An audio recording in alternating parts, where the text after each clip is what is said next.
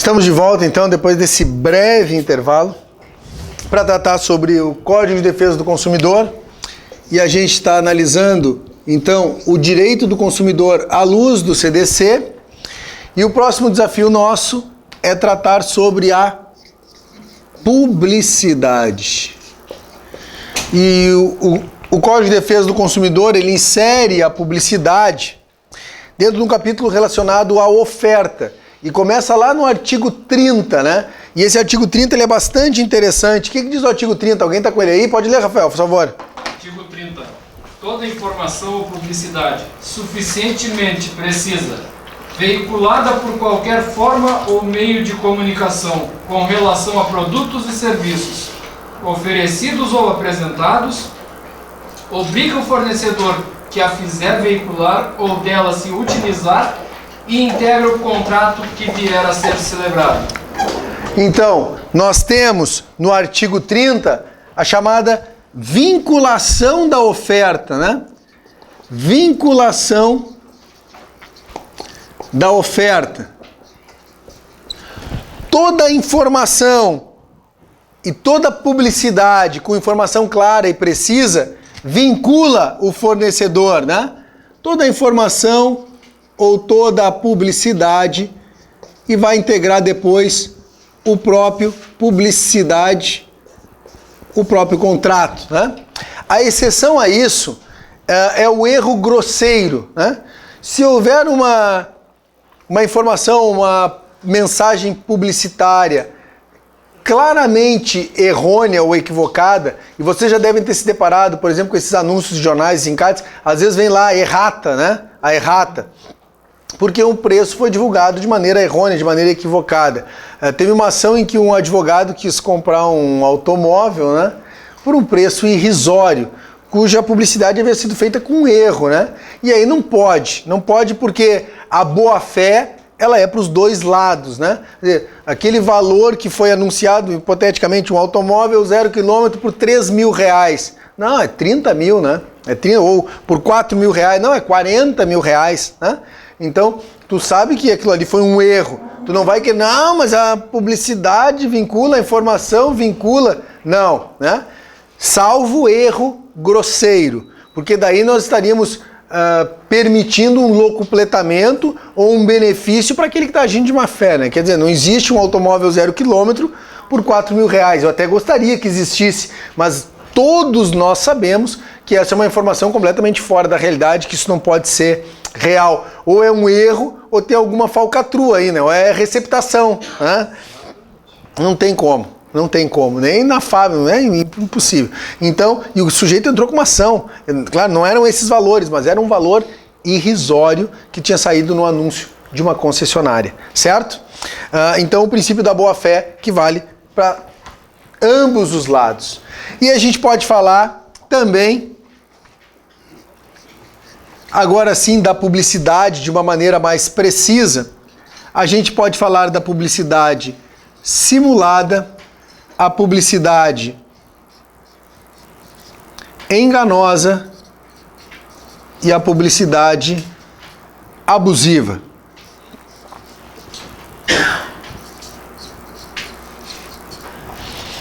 O CDC estabelece que a publicidade ela deve ser veiculada de modo que o consumidor clara e imediatamente a identifique como tal. É o que está no artigo 36 do CDC. Rafael, Viviane, me ajudem. O que diz o 36? A publicidade deve ser veiculada de tal forma que o consumidor fácil e imediatamente a identifique como tal.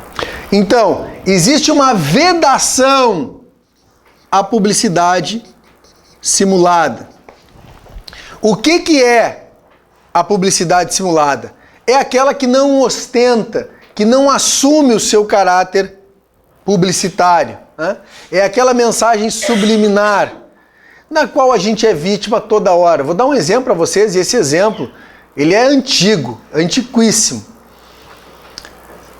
Uma sociedade empresária, enfim, empreendimento que se dedica à comercialização de bebidas, né? Ela coloca sujeitos nas casas noturnas, né, se postarem imediatamente após o bar, né, atrás do bar, assim, numa linha secundária, e eles pedem, por meio dos clientes, né, dos frequentadores daquela danceteria, daquela boate, que seja adquirido um determinado produto. Ah, pega pra mim a vodka tal. Ah, pega pra mim a cerveja tal. Claro, especifica um produto só, né? Tu coloca 2 ou 3 sujeitos fazendo isso no balcão de um bar. Eles fazem isso revezando, hora estão numa ponta, hora estão na outra, sempre pedindo para alguém pegar, pega para mim aí a vodka tal, pega pra mim. O consumo daquele produto aumenta significativamente. Ah, professor, eles são aqueles caras que são identificados. Não, eles não estão identificados. Eles estão travestidos de consumidores normais, de clientes normais, percebem? Eles estão ali fazendo a divulgação de um produto, promovendo, incrementando a venda de um produto de uma maneira absolutamente discreta, para não dizer secreta. Tu está sendo vítima de uma campanha ou golpe publicitário e tu nem te dá conta. Tu é aquele que foi fazer a gentileza, ah tá, não, pode deixar que eu te alcanço. E tu instiga, pô, né? Aí tu vê outras pessoas consumindo lá na outra ponta, pô, isso aí deve... Dá uma pra mim aqui também, né? Dá uma pra mim aqui também. É assim, senhores, é assim que funciona. Quando eu falei antes do intervalo que nós somos manipulados, e aí o Solano me ajudou, né, que nós somos marionetes, é absolutamente verdadeiro, né? É absolutamente verdadeiro. Nós somos expostos a uma quantidade de publicidade que a gente nem imagina, né? A lei determina que a gente deva ser advertido, que a gente deva estar, né? Uma coisa é quando tu sai às compras, tu sai para pesquisar, hoje eu vou comprar uma máquina de lavar, hoje eu vou comprar um fogão, hoje eu vou comprar uma geladeira, e aí tu pesquisa, tu vai, tu tá sabendo, tu tá preparado, tu tá atento, tu estudou. Outra coisa é tu tá no conforto do teu lar, no momento de distração, no momento de lazer, tu tá sem nenhum espírito crítico, tu tá desarmado, tu tá vulnerável, ou mais vulnerável do que nunca, relaxado, tu não tá nem pensando, e aquilo vai no âmago, né? Vai na tua alma, vai lá dentro. E é por isso que fazem assim, porque funciona, e funciona muito, é muito mais potente, né? Aquele merchan que a gente chama, né? Que é feito em programas de TV, filmes, novelas, etc, né? Aquele, como é que é, o rótulo, né? Virado, né? Uma posição. Ah, mas depois eles dizem, né? Nessa foi feito lá, qual foi a publicidade que foi feita. Depois, no encerramento, quer dizer, adianta alguma coisa? Ajudou a me prevenir contra essa mensagem publicitária? Sim ou não? Não. A propaganda simulada, então, é aquela disfarçada, né? É aquela que disfarça a sua natureza de mensagem publicitária. É aquela que tu não recebe e não identifica como tal. E nós somos vítimas disso constantemente, num volume assustador. Assustador. Nós somos bombardeados de informações. Vamos lá. Tem programa de TV que é publicidade, né? Tem programa de TV, vou dar um exemplo, não precisa se dar nomes aos bois, né? Mas o programa que tu vai lá, gira uma rodinha e no final ganha um automóvel, né? Tipo, o programa existe para entregar o automóvel. Né? O programa todo, ou era, antigamente, no tempo que eu assisti, entregava o automóvel. Hoje não sei quem entrega mais. Mas enfim, né? O próprio programa, claro, no meio tem os comerciais, mas o programa em si já é um programa para promoção daquela fabricante de automóveis. Entende o que eu estou fazendo? O programa ele é pensado para... É uma grande propaganda. Entende o que eu estou falando? Hoje em dia, falando num tema que o Rafael levantou e que eu me identifico, né? Questão de produtos infantis. Todos os programas infantis, sem exceção, são uma grande publicidade, né? Os programas são feitos para vender produto, não estão preocupados, mas esse aqui é bonitinho. Não, é tudo publicidade. É tudo publicidade. Não existe um desenho hoje que não esteja licenciado para centenas de produtos, né? O desenho é a publicidade. Não, senhores, não sejamos ingênuos, tá? O filme que é lançado, antes de ser lançado já tem todo, né? E não é só para criança, para adulto também. Né? Teve um agora que foi repaginado aí que pega adolescentes, adultos, né? Pega até uns veteranos aí. E, que legal, pá, esse filme. Que filme? Virou publicidade, é business. Né? O filme é uma grande propaganda, é um grande negócio. Percebem? É uma propaganda para disseminar e para estimular a aquisição de determinados produtos. Mas enfim, só para mostrar para vocês, não sejamos ingênuos, né? Não sejamos ingênuos. Publicidade simulada. Às vezes o próprio filme inteiro é a publicidade. Acreditem ou não. Mas aí nós estamos perdidos. Não tem para onde correr. Publicidade enganosa. É aquela que induz em erro o consumidor. O 37 também diz que é vedada. Qual é o termo que usa o 37? Me ajuda aqui, Viviane. É proibido o quê? É proibida toda. É proibida, né? Fala aqui, é proibida. Eu botei vedada, mas é proibida. A publicidade enganosa ou abusiva. O que é a publicidade enganosa? Induz em erro. Aquela Denorex, né? Parece, acabei de fazer uma, né? Mas essa é antiga, não existe mais, né? Parece, mas não é. Lembram disso? Aquela que promete, mas não cumpre. Aquela que engana o consumidor, que omite informações. Que bota preços parcelados e letras garrafais e valores à vista, tamanho de letra 4. Enganoso. E pior, diz que é o mesmo preço, né? É igual. Sem dúvida, que induz o consumidor em erro quanto à quantidade, qualidade, preço, características. Não é isso? O que diz? Tem que ser lido. Me ajuda aqui, Viviane. 37, parágrafo 1º. Me ajuda, por favor. É enganosa qualquer modalidade de informação ou comunicação de caráter publicitário, inteira ou parcialmente falsa, ou por qualquer outro modo, mesmo por omissão, capaz de induzir em erro o consumidor a respeito da natureza, características, qualidade e quantidade, propriedades, origem, preço e qualquer outro dado sobre produtos e serviços. Tem muito cara que sai na noite e faz propaganda enganosa também. Não, que eu sou família, que eu sou... Esse é um exemplo de propaganda enganosa, né, senhores? Quando tu promete, mas não faz, né? Quando tu induz em erro, quando tu engana, quando tu mente. O sujeito adquire um produto esperando determinadas características, determinada qualidade, determinada quantidade e é enganado, ok?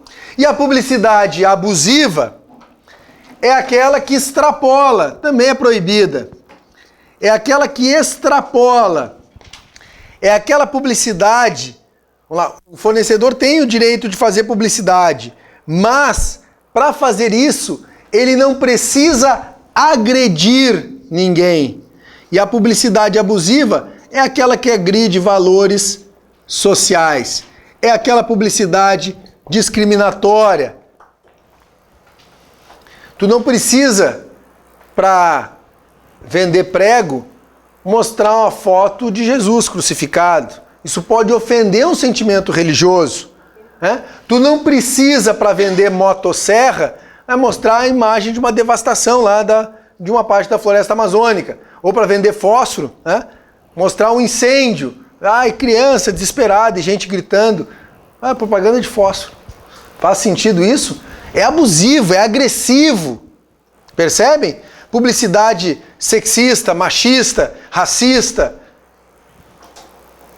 Há um abuso do direito de fazer publicidade. Quando faz uma publicidade ofensiva, agressiva, discriminatória. Tinha uma marca de roupas que fazia publicidade assim, bem chocante, né? Bem chocante. Aí eu queria vender, botava lá umas camisetas ensanguentadas, às vezes o próprio produto era assim, né? O próprio produto era assim. Então, cuidado, aquela que agride valores sociais. O que diz o parágrafo 2º do 32? É abusiva, dentre outras, a publicidade discriminatória de qualquer natureza, a que incide a violência, explore o medo ou a superstição, se aproveite da deficiência de julgamento e experiência da criança, desrespeite valores ambientais ou que seja capaz de induzir o consumidor a se comportar de forma prejudicial ou perigosa à sua saúde ou segurança. Obrigado, Viviane. Aí caiu na questão da OAB. Questão da OAB. Uma academia faz uma publicidade para os seus alunos e para os seus futuros clientes, dizendo que tem convênio com academias no exterior e que os alunos podem frequentar academias no exterior, independente do pagamento de taxas. Pô, que beleza. Viajo bastante, para mim pode ser interessante. Aí o sujeito foi lá, se inscreveu na academia, depois viajou e, ao tentar frequentar uma academia no exterior, foi cobrada uma taxa para poder usar a academia naquele período. Aí eu disse, mas o que é isso? Não, é que não paga taxa aqui no Brasil para nós, né? Paga taxa lá no exterior, né? Quando a gente diz independente do pagamento de taxa, independente do pagamento de taxa para a gente aqui. Pergunta, que tipo de publicidade é essa? Hã? Gabarito da questão, publicidade enganosa, né? Porque eu aderi acreditando que eu poderia frequentar academias no exterior sem pagar taxa. E lá, quando eu fui me valer desse direito, dessa prerrogativa, né? Eu não pude, foi exigido que eu pagasse uma taxa. Propaganda enganosa, né? Induziu em erro, enganou, mentiu, falseou a verdade. Estão acompanhando, senhores? Sim? Então tá, dito isso, a gente avança para falar de um outro artigo importante, que é o artigo 39. E o 39 é um rol extenso das chamadas práticas abusivas. O 39 não tem como eu explicar para vocês. O que a gente pode fazer é se familiarizar um pouco com a redação desse artigo 39. Vocês têm que estar familiarizados porque, eventualmente, pode uma dessas condutas aparecer lá no exame de ordem. Viviane, rapidamente, só sobrevoando os incisos, só para a gente ter uma ideia do que está lá. Não precisa ler tudo, só o início ali a gente já tem uma ideia. Condicionar o fornecimento de produto ou de serviço ao fornecimento de outro produto. Venda casada, né? Condicionar o fornecimento. Existe isso ou não existe, senhores? Não, isso aí não fazem, né? Prática abusiva, artigo 39. É vedado ao fornecedor, dentre outras práticas abusivas, né? Condicionar. E aí aparece também no final desse inciso, e eu que pedi para a Viviane não ler até o final, limitação quantitativa. Sem justa causa. Se houver uma justa causa, pode. Por exemplo, a gente está enfrentando um desabastecimento de água. E aí o mercadinho está limitando...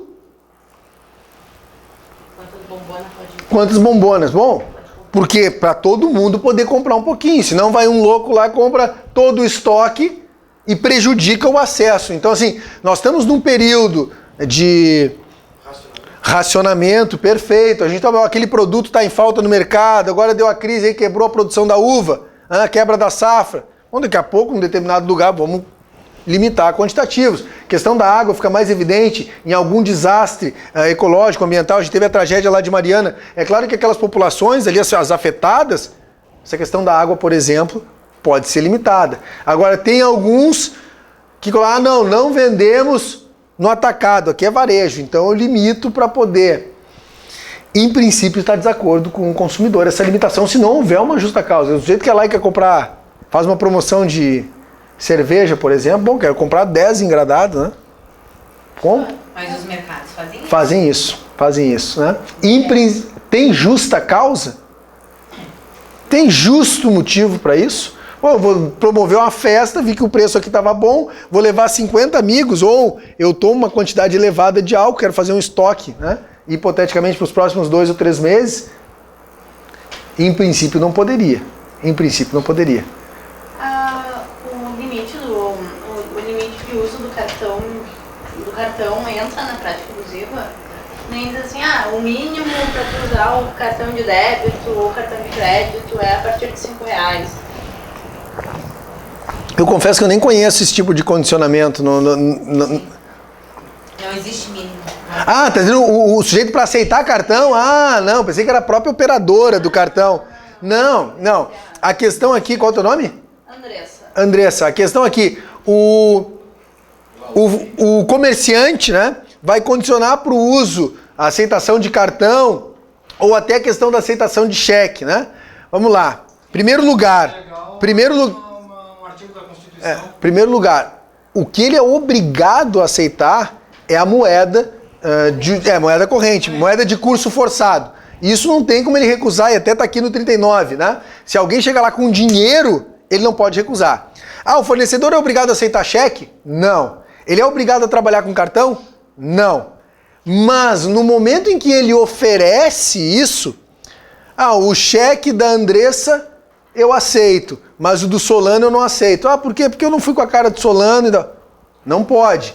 Tem alguns que condicionam. A cheque tem que ter no mínimo 10 anos. A conta tem que ter há 10 anos. Pelo menos é um critério objetivo, né? Dizer assim, olha, para ter relacionamento, tal.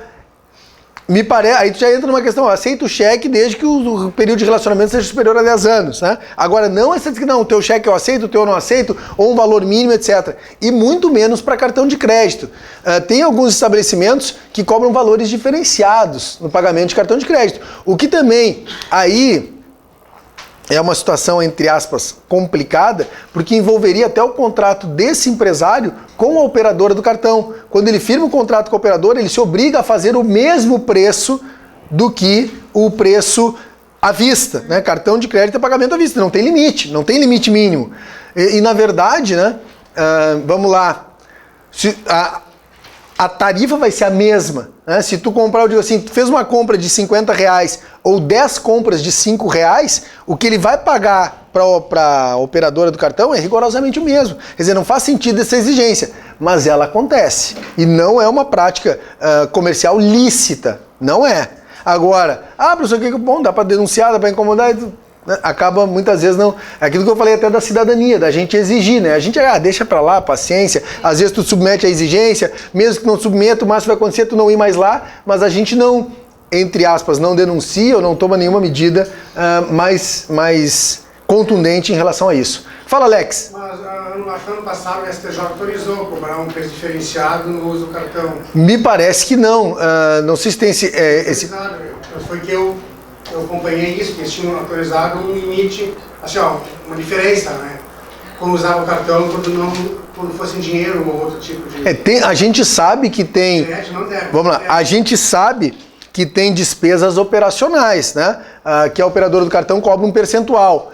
Mas, assim como tem desvantagens, tem vantagens. Por exemplo, tu trabalhar com dinheiro, tu tá mais sujeito a assalto, né? Assim, se tu trabalhar com cheque, tu tá sujeito a inadimplência, né? Então, o trabalhar com cartão oferece um custo adicional, mas esse custo é só ele colocar no preço dele. Olha, qual é o percentual de venda e bote no preço, né? Não me parece, eu te confesso que eu desconheço, não sei se é isolado ou até qual é o âmbito disso. E toda a orientação que eu sei, eu estava tentando lembrar aqui de uma exigência que eu vi também recentemente, reafirmando essa paridade, embora a gente saiba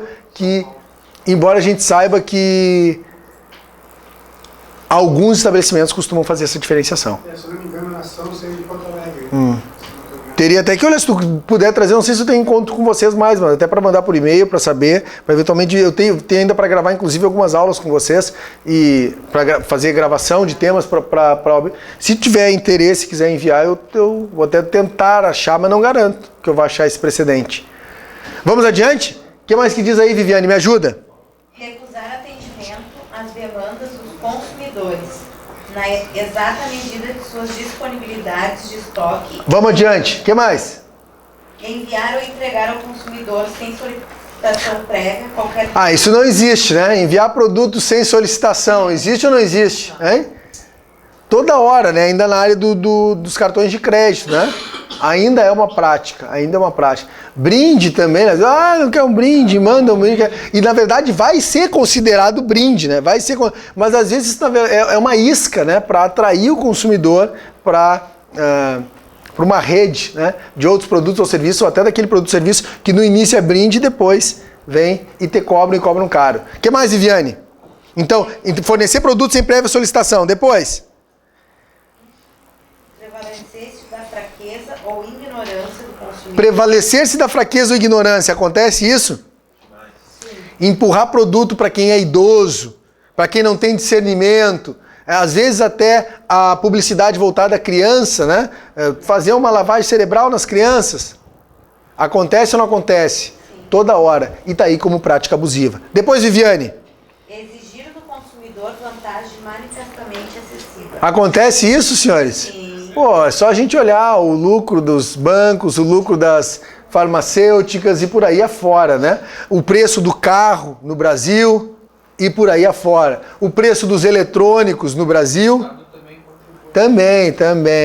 Não me lembra disso, Érico. Aí o Érico lembrando que existe um custo Brasil aí em cargos sociais, né? Trabalhistas, previdenciários e também a própria questão tributária, né? Vai lá.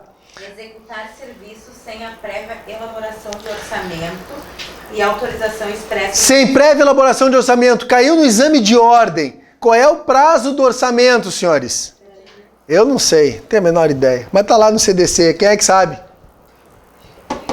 Hã? Qual é o prazo que vincula o orçamento, senhores? 10 dias. Obrigado. 10 dias. São 10 dias. Caiu no exame de ordem, senhores. Ops. Caiu no exame de ordem.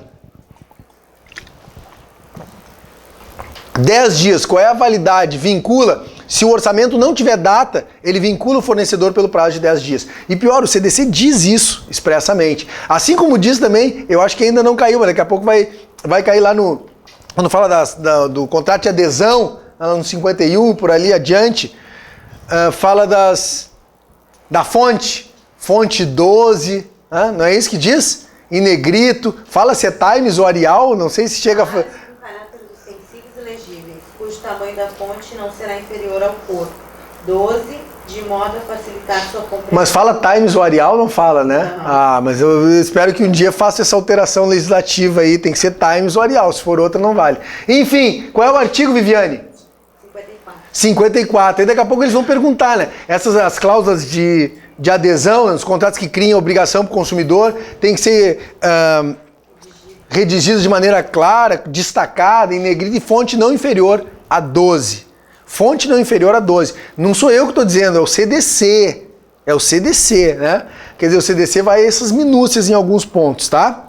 Voltando para o 39, Viviane, adiante. Repassar informação depreciativa referente a ato praticado pelo consumidor no exercício de seus direitos. Acontece isso, senhores?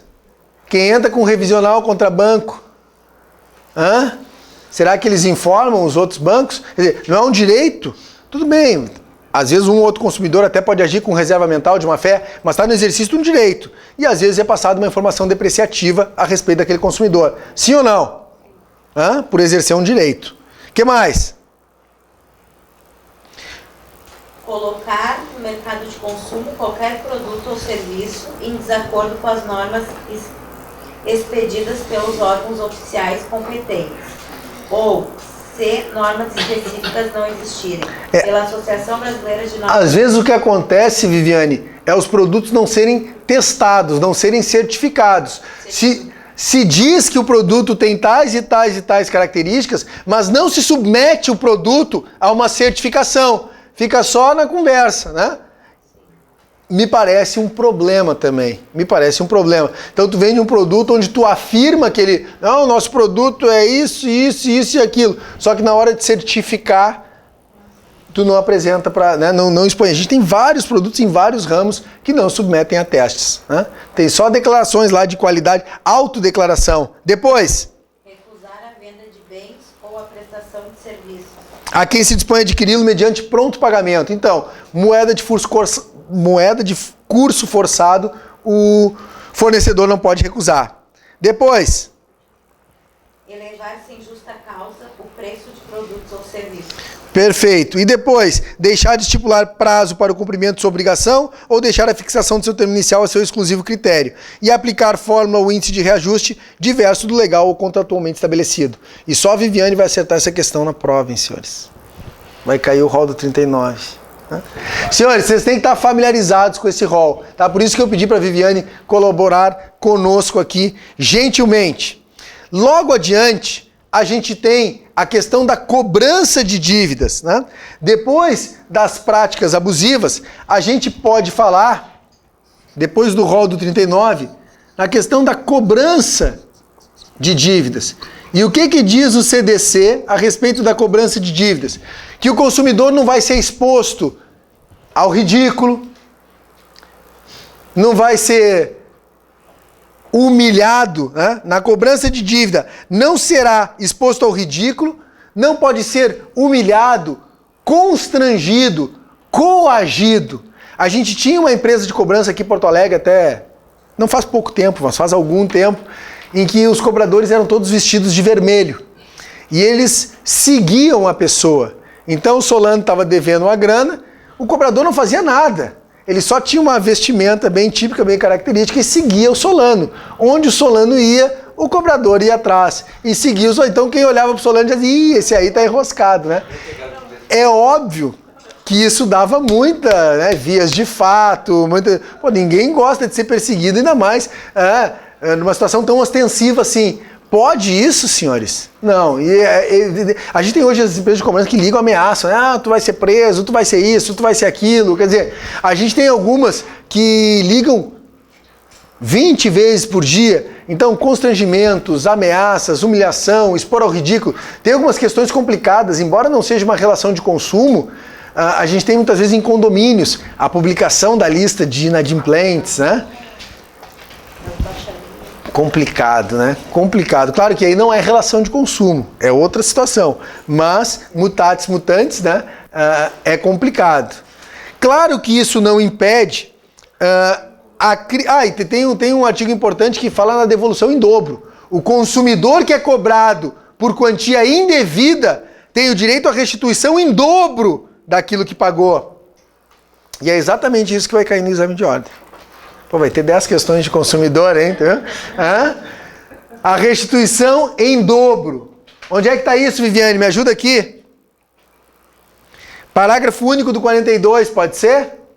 O que diz? O consumidor cobrado em quantia indevida tem direito à repetição do indébito por valor igual ao dobro do que pagou em excesso. Acrescente correção monetária e juros legais. Então, na cobrança de dívidas, o consumidor não pode ser exposto ao vexatório, ao ridículo, a constrangimento, coação, ameaça, etc.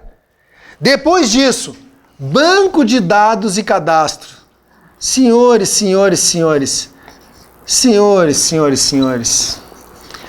Tenho tanto para falar sobre isso, pena que nada a ver com o exame de ordem.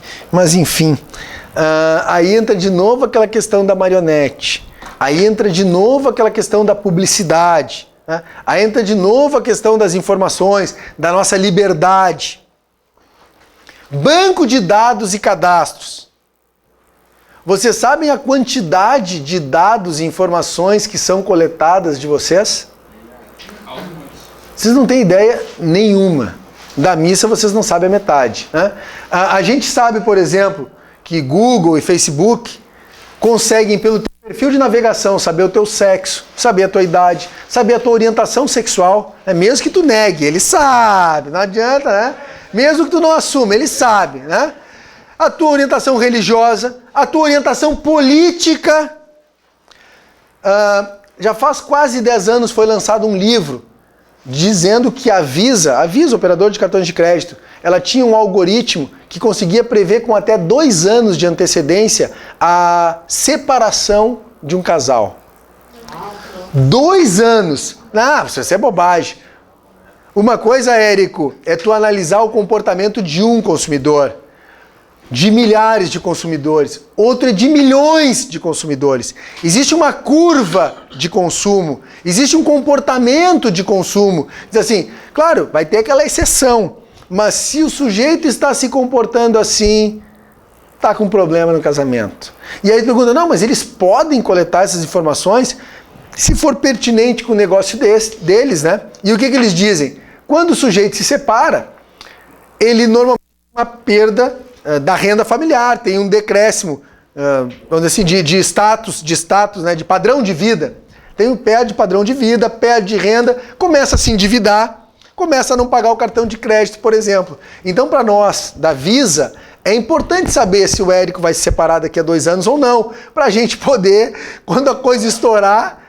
Tem gente falando, até o Facebook consegue ver se o sujeito, antes dele mudar de status, tu já vê, não tem isso. Isso é notícia, né? Isso é notícia. Eu poderia aqui enumerar centenas de casos. Por exemplo, quando alguém entra no HPS e foi vítima de um acidente de trânsito.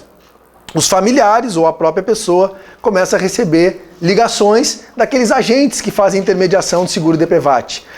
Só quem colheu os teus dados e sabe que tu te acidentou foi o hospital de pronto-socorro, hipoteticamente, ou na clínica onde tu foi atendido. Como é que essas informações chegaram para esses agentes? Quando o sujeito adquire um imóvel diante de uma construtora, faz um contrato, financiamento, tal. Passados alguns dias ou algumas horas, ele começa a receber ligações, gentis ligações, de uma fabricante de móveis, né? Para vender a cozinha, para vender o quarto, para vender os móveis da sala. E essa pessoa que está telefonando, Érico, ela sabe qual é o valor do apartamento que tu comprou, ela sabe qual é o valor da tua renda, ela sabe qual é o valor da parcela do financiamento, ela sabe exatamente quanto tu pode investir. E ela te oferece um produto na medida para as tuas necessidades. Ah, professor, mas que bom então. Será que é bom, senhores? Será que é bom? Então, na verdade, a gente é bom, qualquer aplicativo de celular, senhores. Bom, se eu fosse falar sobre celular e novas tecnologias, né? Qualquer aplicativo de celular tem acesso aos teus bancos de dados, dos teus contatos, tem acesso à tua localização. Não sei se vocês sabem, mas esses aparelhos celulares, eles têm a capacidade de gravar conversa mesmo quando desligados. Mesmo quando desligado. Só tem um jeito desse aparelho não gravar conversa, que é sem a bateria. Só que vocês sabem que os aparelhos atuais não tiram a bateria. Por que será? Porque eles podem remotamente captar informações. Tem uma discussão sobre as TVs inteligentes, Smart TVs, que também eventualmente podem captar movimentação mesmo quando desligadas. Né? Eu acho isso extremamente assustador. Não tem nada a ver com o exame de ordem, mas enfim, tem a ver com a vida de vocês, que eu acho que é algo muito mais importante. Sobre banco de dados, então, existem alguns princípios a partir do artigo 43 e que não são respeitados, mas se vocês lerem o 43, tá tudo lá. Acessibilidade. O próprio consumidor ele tem que ter acesso às informações sobre ele. O STJ já fulminou isso ao tratar do Credit Score. Não sei se vocês já ouviram falar do Credit Score, que é o cadastro positivo, que todo mundo nega, diz que não existe. Mas aí o STJ diz assim, não, para tu ter acesso ao Credit Score, só se te for negado o crédito com base no Credit Score, aí tu vai poder ter acesso às informações. Tipo, ninguém vai dizer que foi negado por causa do Credit Score, ou seja, tu nunca vai saber quais são as informações que eles coletaram. A ideia do Credit Score, antigamente a gente tem aqueles bancos que vocês conhecem, de inadimplentes, Serasa, SPC, etc., que são cadastros negativos. O Credit Score é uma pontuação positiva, que envolve todas as operações que tu fez. Porque tu não tem nada negativo, mas também não tem nada positivo. Tu nunca comprou nada. Né? Então, eles não... Tu representa um risco ou uma incógnita. Agora, diferente daquele sujeito que celebra todo mês 100, 200, 500 transações e cumpre com todas elas, em valores elevados, etc, etc. Só que talvez ele não queira, né? Que quem ele está contratando saiba dessas informações, né? Então o Credit Score, a ideia do Credit Score é personalizar a taxa de juros, é fazer algo mais na medida. Eu vou conhecer o Érico, eu vou ter informações detalhadas sobre o Érico, não só sobre o que ele deve, mas também sobre o que ele paga mensalmente. Eu vou comparar com o Rafael, vou comparar com o Maurício, vou comparar com o Solano, e eu vou estabelecer um grau de risco para cada um deles, uma margem de financiamento para cada um deles, etc. Mas claro, né, senhores, que isso não é um cadastro para nos beneficiar, é um cadastro para proteger o fornecedor. O STJ fulminou com acesso ao Credit Score, o que parece, para mim, um erro. Ainda, verdade, a questão da veracidade. As informações lá lançadas têm que ser verídicas. E o consumidor tem o direito, inclusive, de corrigir as informações inverídicas. Retificar as informações inverídicas. Deveria haver uma prévia comunicação do consumidor de todas as informações que são coletadas sobre ele. Será que existe essa prévia comunicação, senhores? Nós sabemos que não, né? Nós sabemos que não. Prazo, essas informações, elas podem ser mantidas durante um determinado prazo. E no momento em que forem prescritas todas as ações referentes àquela operação, elas deveriam ser apagadas, não poderiam ser mantidas. E também a coleta para banco de dados, para esses cadastros, ela deveria ter uma relação de pertinência com o uso. Às vezes eu fico assustado com a quantidade de informações impertinentes que são coletadas. Né? Tu vai adquirir um determinado... vai fazer um orçamento. Eu preciso do teu nome, do teu CPF, não, só quero saber um orçamento, né? Quanto é que custa? Não, eu quero saber onde tu mora, quero saber... Percebem? Às vezes tu precisa de um produto ou um serviço e ele vai coletar informações que ele não precisa, mas porque isso é muito útil para eles. Nós vivemos numa sociedade de dados, né? Onde os dados são um ativo valioso, onde os dados são comercializados, bancos de dados são vendidos a toda hora por todo mundo. E vocês ficariam assustados se vocês soubessem da missa à metade. Eu não sei nada e fico muito assustado, né? Fico muito assustado. E o mais intrigante é que a maioria de nós não percebe e não dá valor a essa privacidade, não dá valor à proteção dos seus dados, né? A gente às vezes faz questão até de se expor, né? De se expor e, a meu ver, de maneira desnecessária. Então, em relação a esses bancos de dados, acesso, verdade, direito de retificação, prévia comunicação, prazo para manutenção, prescrição e também o uso, a pertinência. Tudo isso, senhores, no artigo 43.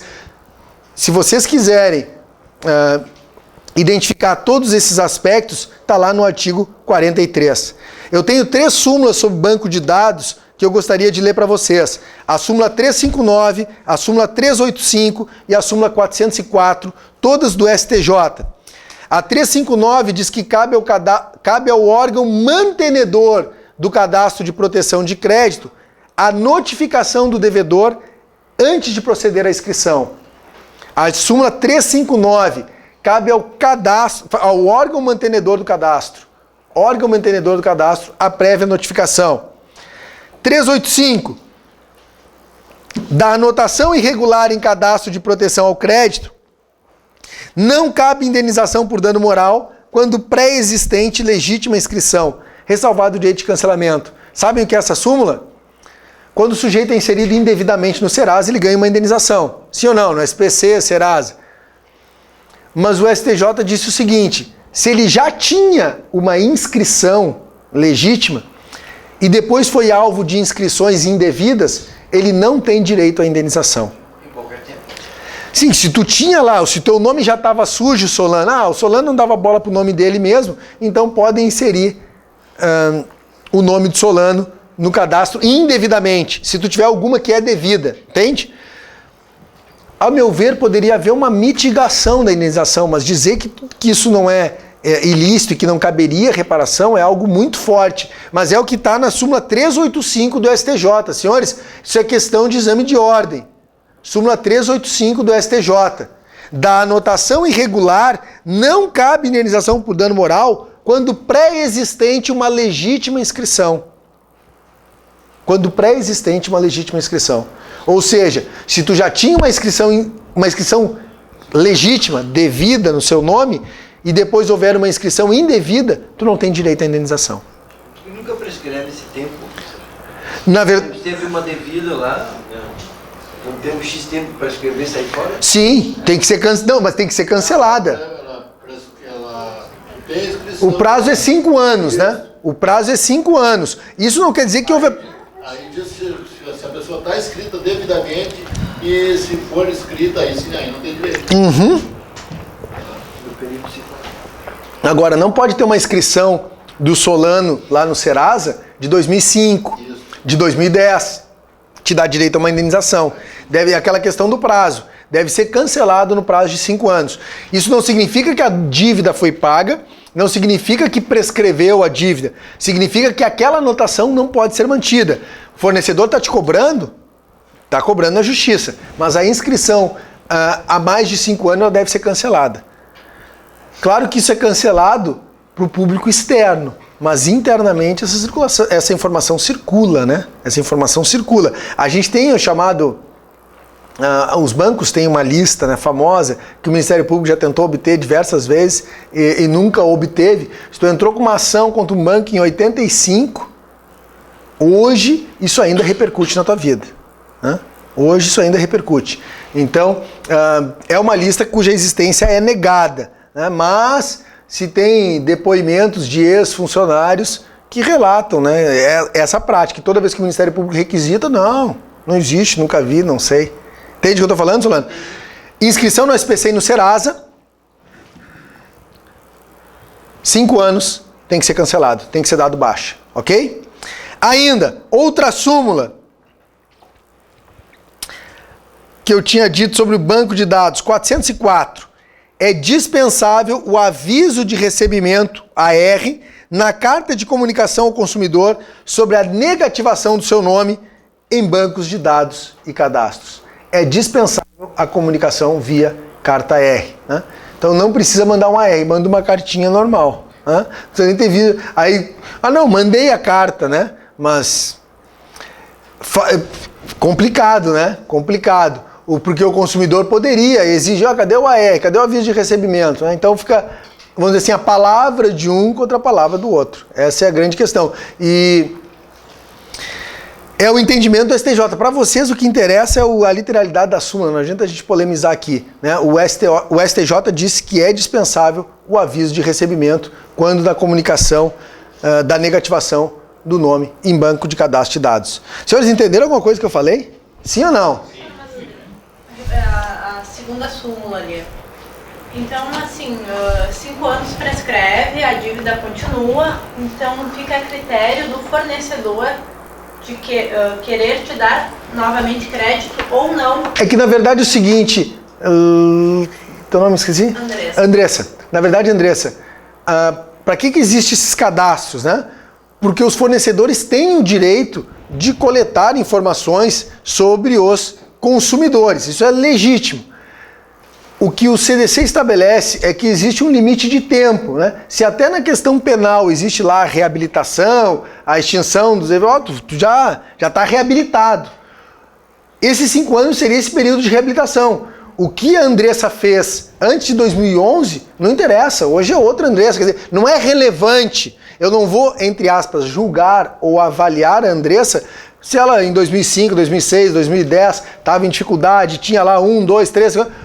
Aquilo lá passou. Nos últimos 5 anos, ela teve alguma negativação? É isso que interessa. Se tu não teve nada nos últimos 5 anos, é para sair uma certidão negativa para ti. Entende o que eu estou falando? Então, essa informação que tu era uma inadimplente contumaz, e isso era absolutamente verdadeiro, em 2005, 2007, 2009, 2010... Era um período da tua vida, por uma série de questões tu estava em dificuldades. Hoje isso não pode ser usado contra ti. Você não imagina, daqui a 10 anos, Andressa, mas eu sei que tu lá em 2006, né? Não é relevante, né? Não vou dizer que é para passar uma borracha, mas juridicamente, e como é o Código de Defesa do Consumidor, tu não pode ser mantida no rol de maus pagadores, tu não pode ser considerado uma pessoa inadimplente por algo que aconteceu há mais de 5 anos, né? E isso não tem mais relevância. Se tu continua sendo isso vai, né? Bom, continua negativada porque tem inscrição lá em 2012, em 2013, 2014. Agora, se a tua última inscrição era de 2010 e hoje tu tiver uma inscrição indevida, tu tem direito a uma indenização. Entende o que eu tô falando? Porque aquela de 2010 foi cancelada. Foi dado baixa aquele registro. E aí, mas ela era uma baita de uma devedora, golpista, isso, aquilo, hipoteticamente, né? 2006, 2007 tinha centenas de inscritos, tudo bem, mas a Andressa mudou e desde 2011 ela anda na linha, não tem mais nenhuma negativação contra ti. Então não pode hoje uma inscrição indevida, né? Tu já limpou o teu nome na praça. Teoricamente. Né? Sim, já limpou. Depois de 5 anos já limpou. É o 43 fala. Uma loja X... Agora, desculpa, nada impede que tu esteja sendo cobrada por isso judicialmente. Não significa que prescreveu a dívida. Não, sim, tudo bem. Tá, mas digamos, esquece o judicialmente. Vou lá, loja X, prescreveu 5 anos. Eu vou lá na loja X, depois de 5 anos, e quero um carnê. Em princípio, eles não poderiam te negar. Em princípio, tá? Mas então é a critério do fornecedor. Não, na verdade eles não podem te negar. Agora a grande questão, Andressa, vamos dizer, eles podem, vamos lá, se eles disserem para ti, nós não vamos te conceder crédito porque tu deixou uma dívida aqui lá de 2005 e nunca pagou. Tá?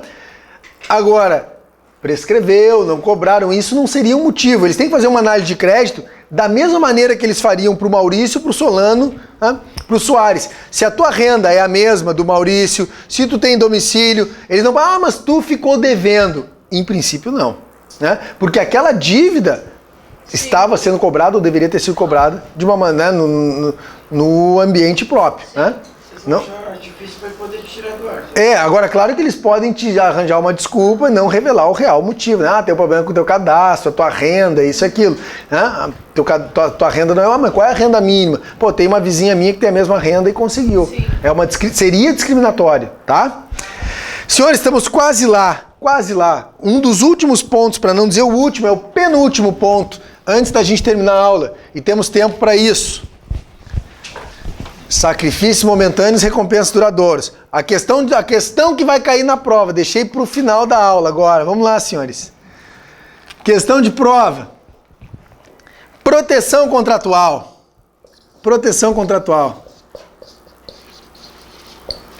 E eu deixei a da prova mesmo, eu deixei para o último segundo do último minuto da aula, tá?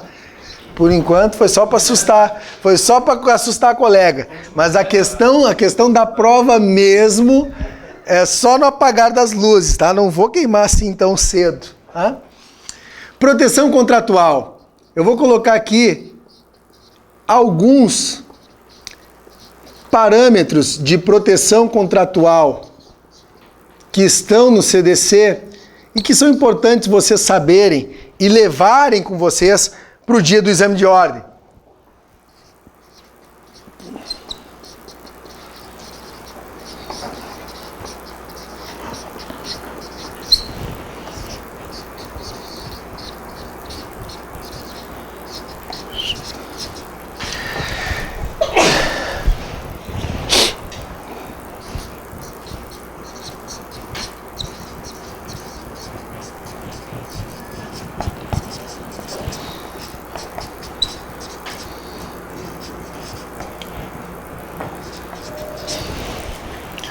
Vamos lá. O CDC também fala de uma proteção contratual. E, obviamente, essa proteção contratual ela é em favor do consumidor, porque existe aquele desequilíbrio fático, aquele desequilíbrio econômico. E o consumidor precisa ser protegido para equilibrar essa balança, né? Tem uma frase do Lacordaire aplicada ao direito trabalhista, mas que a gente pode, ele foi proferido no âmbito do direito trabalhista, mas a gente pode trazer aqui para o CDC. Entre o rico e o pobre, entre o forte e o fraco, é a liberdade que escraviza, é a lei que liberta. Então o CDC veio para ser essa legislação libertadora, veio para ser essa legislação que fortalece o consumidor, que em princípio dá um pouco mais de condições para ele enfrentar os fornecedores, né? Então veio para diminuir essa desigualdade que existe no âmbito fático, no âmbito econômico. A gente tem a irrenunciabilidade dos direitos. Seria inócuo o CDC se os consumidores pudessem renunciar aos direitos nele consagrados. Porque todos os contratos com os fornecedores viria lá uma renúncia expressa à proteção do CDC. E mais, essa irrenunciabilidade de direitos demonstra que a proteção do CDC não é uma proteção direcionada a um consumidor específico. Não é uma proteção individual e particular, mas é uma proteção a toda a coletividade dos consumidores, a todo um sistema. E se fosse possível renunciar, essa renúncia enfraqueceria todo o sistema. Então a irrenunciabilidade, ela vem a fortalecer o sistema como um todo, a coletividade como um todo. Mesmo que tu não exercite, mesmo que tu não reivindique, mesmo que tu não reclame ou exerça aqueles direitos, eles estão ali, latentes. Eles estão em tese consagrados no CDC. E vai depender do consumidor colocá-los em prática, reivindicá-los, exercê-los ou não. Ok? Ainda, equilíbrio contratual. Equilíbrio contratual. Tem algumas regras que eu selecionei aqui que podem ser utilizadas como exemplo desse equilíbrio. Aliás, inclusive caiu no exame de ordem em mais de uma oportunidade. Eu estou me referindo ao direito de arrependimento previsto no artigo 49 da lei. O que diz o artigo 49? Quem está com ele aí? Está com ele aí, Rafael? O que diz? O consumidor pode desistir do contrato no prazo de 7 dias a contar de sua assinatura ou do ato de recebimento do produto ou serviço, sempre que a contratação de fornecimento de produtos e serviços ocorrer fora do estabelecimento comercial. Fora do estabelecimento comercial. Esse é o ponto. Fora do estabelecimento comercial. Quando que se aplica isso? Naquelas vendas a domicílio. Aquelas vendas a domicílio. Por quê? Porque eu fui pego desprevenido, porque eu estava distraído, porque eu estava despreparado, o cara vai lá e bateu, começou a me oferecer um produto, eu falei, tá, quando é que tu vai embora? Eu vou embora depois que tu comprar. Tá, compro para não me incomodar. Eu posso me arrepender. Compras feitas pela internet. Compras feitas por telefone. Tem aqueles canais televisivos, né, que vendem produtos, tu fica, não sei quem para naquele ok, fica assistindo, não tem nada para fazer, eu vou assistir. 600 vezes o mesmo. Eu vou assistir. E aí, o sujeito compra por telefone. O sujeito vê um anúncio na internet e resolve comprar. Por que existe esse direito, Márcio? Por que existe esse direito de arrependimento, Rafael? Qual é a essência disso? O que está por trás? Qual é o valor aqui protegido? Basicamente, senhores, a questão da expectativa. Melhor dizendo, de tu conhecer o produto ou não.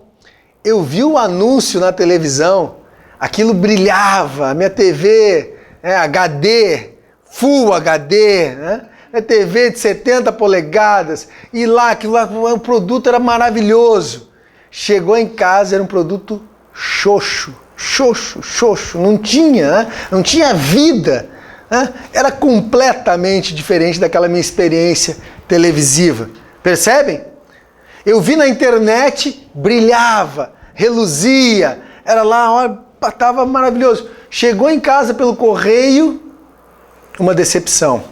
Percebem? Esse direito de arrependimento, ele existe basicamente porque o consumidor não teve a oportunidade de manusear, de conhecer, de ver o produto. Pensou, pô, se eu soubesse que era essa porcaria, né? Me enganaram. Né? Aí há quem sustente que essa proteção deveria ser estendida àquelas encomendas que tu faz mesmo na loja sem ter acesso ao produto. E não é tão raro, às vezes o produto não está disponível para pronta entrega e tu acaba encomendando. Deixa pago e vai buscar no outro dia. Será que não se poderia aplicar esse raciocínio? Se a lógica do direito de arrependimento é essa, a gente teria que forçosamente estender a esses casos. É 7 dias o que está no 49. Para nossa sorte, essa questão da compra em loco não vai cair lá na OAB, pelo menos eu espero que não, né? Caiu a questão da compra por internet, que sem dúvida está abarcada por essa compra fora do estabelecimento, assim como aquela feita por telefone. Então falava de uma venda para internet, existe aí de arrependimento, 7 dias. Máquina fotográfica adquirida pelo telefone também tem direito de arrependimento, 7 dias, ok? Ainda, transparência. Transparência está relacionada à conduta, dever anexo, dever de informação, dever de cuidado, dever de proteção. Todas as informações devem ser claras, devem ser precisas, né? O fornecedor deve informar o consumidor sobre todas as características daquele produto, sobre tudo aquilo que ele pode esperar do produto. Então essa transparência é um princípio de proteção contratual também. A gente tem a interpretação mais favorável ao consumidor sobretudo naqueles contratos de adesão, né? Sobretudo no contrato de adesão, que é aquele previamente formulado, e aí eu já falei para vocês, o contrato de adesão tem até a fonte que deve ser redigido, aquelas cláusulas que restringem direitos dos consumidores. Além disso, dentro da proteção contratual, o CDC ainda estabelece as chamadas cláusulas abusivas, que seria um último ponto aqui, e que eu vou me limitar a ler uma meia dúzia de súmulas. Súmulas essas que cairão todas na prova. Quais são as súmulas que a gente tem aí sobre o artigo 51, né? E vale a pena dizer que o 51 fala que são nulas de pleno direito. Nulas de pleno direito as cláusulas abusivas. E olhem as súmulas que nós temos. Súmula 302 é abusiva, 302 é abusiva a cláusula contratual de plano de saúde que limita o tempo de internação do segurado. Imagina, tu tem 10 dias para melhorar. Depois de 10 dias, não está mais coberto. Mas a UNBS é assim. Prazo de validade a internação. Prazo de internação, etc, etc. Mas é até o sujeito se recuperar, né? Dependendo... Não. Hã? Negativo, vai na Conceição lá tem... Tem prazo de internação. Hã? Tu tem até o dia tal. Dia tal tu vai ser despejado, esteja ou não curado, né? Mas eles põem prazo mesmo? Sim, tem. Exatamente. Eles fazem assim, eles dão baixo, digamos, de manhã, e dão alta de manhã e baixo de tarde para manter o cara lá. Porque o INSS não pode segurar por mais tempo. Por mais tempo? Mas tá, eles conseguem. Eu confesso que eu não sabia desse... Isso, eu estudando Essa matéria? as súmulas eu descobri isso. Eles fazem isso Mas pelo INSS daí. pelo INSS. De Não, manhã pelo INSS. Mas eles acabam mantendo o sujeito lá. de manhã eles dão alta e de tarde dão baixa. A pelo INSS são duas... É uma outra internação. Bom, mas o sujeito não saiu de lá, pelo menos. Sim, mas que... Saúde, ele manda alguém lá fazer uma verificação, né? Vocês não tem como fazer esse controle. Então eles botam esse limitador e o hospital tem que dar. Sob pena de daqui a pouco os caras ficarem com mais, vamos dizer assim, internações, que se não houvesse isso, provavelmente os caras manteriam. Estranho, pois é, estranho, né, tio? Estranho. 381, súmula 381. Nos contratos bancários é vedado ao julgador conhecer de ofício da abusividade das cláusulas. É vedado ao julgador conhecer de ofício. Aí dá um problema, né? As cláusulas abusivas são nulas de pleno direito. Se é nula de pleno direito, poderia ser conhecida de ofício. Isso é texto expresso do nosso ordenamento, lá do Código Civil. Me parece que a construção dessa súmula, qual é muito criticada, foi muito criticada e ainda é, mas tem um pouco a ver com a própria atuação dos advogados. Porque é muito cômodo eu chegar e dizer, já que é nulo de pleno direito, eu chego para o juiz, dá uma olhada aqui no meu contrato e ver o que tem de abusivo aí. Então, esses advogados preguiçosos, advogados às vezes desqualificados, né? Claro, não é a regra, mas aí também tem o lobby dos bancos, que é muito forte, né? Então, esses sujeitos abriram essa margem, que daqui a pouco era muito cômodo para o advogado despreparado pedir a nulidade de uma ou de outra cláusula e dizer, dá uma olhada no que tiver mais aí para anular, ou para reconhecer a nulidade, na verdade. E aí vinham contratos de 12, 13, 20 laudos para o juiz analisar, mas o juiz lá deixou essa cláusula aqui que era abusiva e o advogado nem fez a sustentação, nem articulou. Então me parece que para corrigir esse excesso, o STJ cometeu um outro excesso e até um erro, né, ao dizer que não poderia ser conhecida. É vedado conhecer de ofício da abusividade das cláusulas. Tá lá, súmula 381 do STJ. 382, a estipulação de juros remuneratórios superiores a 12% ao ano, por si só, não indica abusividade. 12. 382. A estipulação de juros remuneratórios superiores a 12% ao ano, por si só, não indica abusividade. No Brasil, para ser abusivo, tem que ser mais de 300, né? Até 250 por ano é tolerado. É uma taxa de mercado, até abaixo do de mercado. Infelizmente, né, senhores? Claro que eu estou falando aqui, foi um comentário até jocoso, não sei, mas a gente sabe que tem os juros aí de cartão de crédito e cheque especial, tá nas alturas, né? Tá nas alturas. Então imagina, os caras falam 12%, né? Quem dera fosse, né? Se fosse 20% ao ano, os caras estavam felizes da vida. Fosse a Selic, tá bom, né? E ainda, 473. O mutuário do Sistema Financeiro da Habitação não pode ser compelido a contratar seguro habitacional obrigatório com a instituição financeira mutuante ou com a seguradora por ela indicada. Aí tem uma questão do exame de ordem que falava numa cláusula de não indenizar que uma lavanderia impôs para os seus clientes. Então qualquer dano que ocorresse na lavagem de roupa tinha uma cláusula contratual que exonerava a lavanderia de responsabilidade. Obviamente, é uma cláusula abusiva, nula, de pleno direito. E ainda, senhores, para finalizar, e já estamos estourando aqui, o que eu ia colocar, o último tópico que eu vou colocar, e nem vou falar muito, é só para dar um panorama para você sobre isso, é sobre as demais medidas protetivas. E a gente poderia elencar, posso elencar, algumas medidas protetivas que estão no CDC. Vamos colocar aqui, citar pelo menos umas 4, que falam nas sanções administrativas.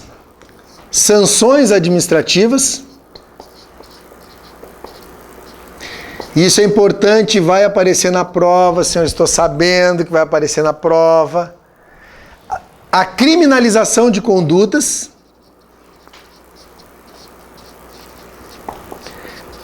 Em 5 minutos eu falo sobre tudo isso para vocês e a gente termina.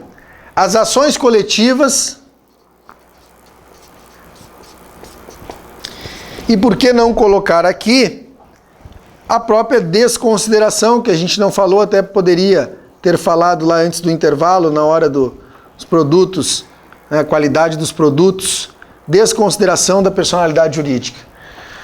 O que eu coloquei aqui, senhores?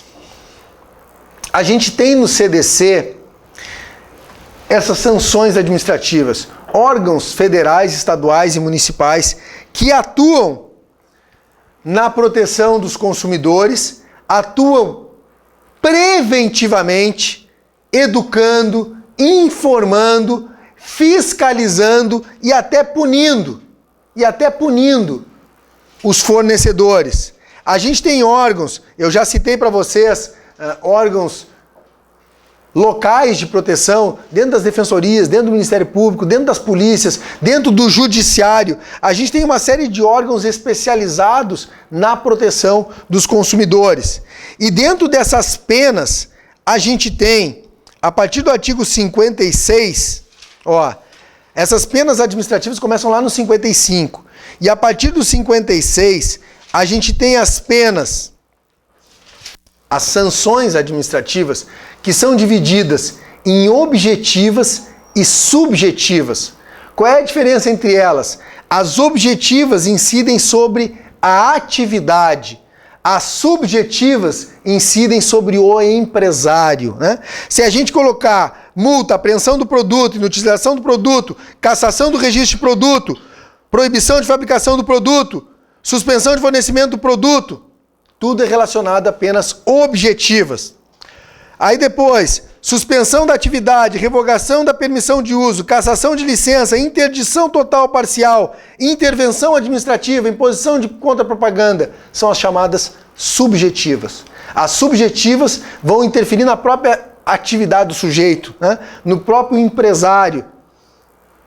E as objetivas são essas de apreensão e inutilização de produto.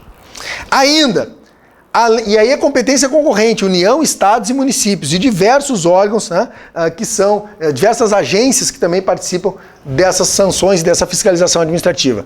Criminalização de condutas. Se a gente pegar o CDC, ele tem os crimes contra as relações de consumo, infrações penais, a partir do artigo 61.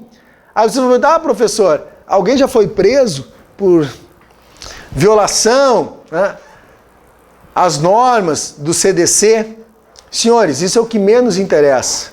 O que interessa é que a criminalização de condutas representa o mais elevado grau de reprovabilidade social de uma conduta. É muito feio, é muito vergonhoso, é muito errado, é muito ilícito, é criminoso violar as disposições do CDC. Isso mostra o quão reprovável é. Isso mostra o elevado grau de estima, o elevado grau de valorização que a proteção, que a defesa do consumidor tem no nosso ordenamento jurídico. Percebem? O status que o CDC tem dentro do nosso ordenamento jurídico, ao ponto que violar as suas normas significa cometer um crime, ok? Que é a coisa mais reprovável, mais horrenda que alguém pode fazer, é criminoso. Ainda, as ações coletivas, e aí eu vou recomendar para vocês enfaticamente a leitura do artigo 81, que fala dos interesses difusos, coletivos e interesses individuais. A legitimidade do MP, das associações, para esse tipo de atuação. Direitos difusos, né? Direitos coletivos e direitos individuais. Os direitos difusos são aqueles transindividuais, indivisíveis e indeterminados. É uma circunstância de fato que liga as pessoas, né? O direito ao meio ambiente, né? Aquela ação contra o fumo nos aviões, por exemplo, era para defender um direito difuso, né? O fumo em locais públicos, por exemplo, né? O direito ao ar, o direito ao meio ambiente. Os direitos coletivos são transindividuais, indivisíveis, mas direito de um grupo determinado, uma escola ou um clube, né? Que porventura viole as normas do Código de Defesa do Consumidor, aí a gente está diante de um direito coletivo, de um grupo determinado. E os direitos individuais homogêneos, que são aqueles decorrentes de uma origem comum, são direitos divisíveis. A explosão do shopping de Osasco, aquelas pílulas de farinha, veículos, o veículo aquele que decepa os dedos, aí são direitos individuais, homogêneos, onde o direito é divisível, tu consegue identificar, especificar o titular daquele direito.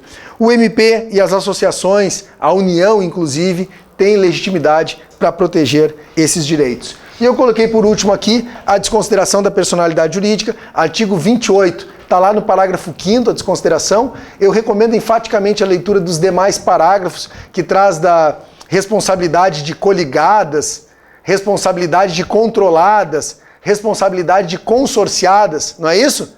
Hein, Alex? Está com ele aí, Rafael? Uns respondem subsidiariamente, a outra solidariamente e a outra só por culpa, não é isso? Exatamente. Artigo 28 e respectivos parágrafos. E agora a questão que vai cair na prova. Senhores, eu agradeço muito a atenção de todos vocês. Bons estudos, bom descanso e até o nosso próximo encontro.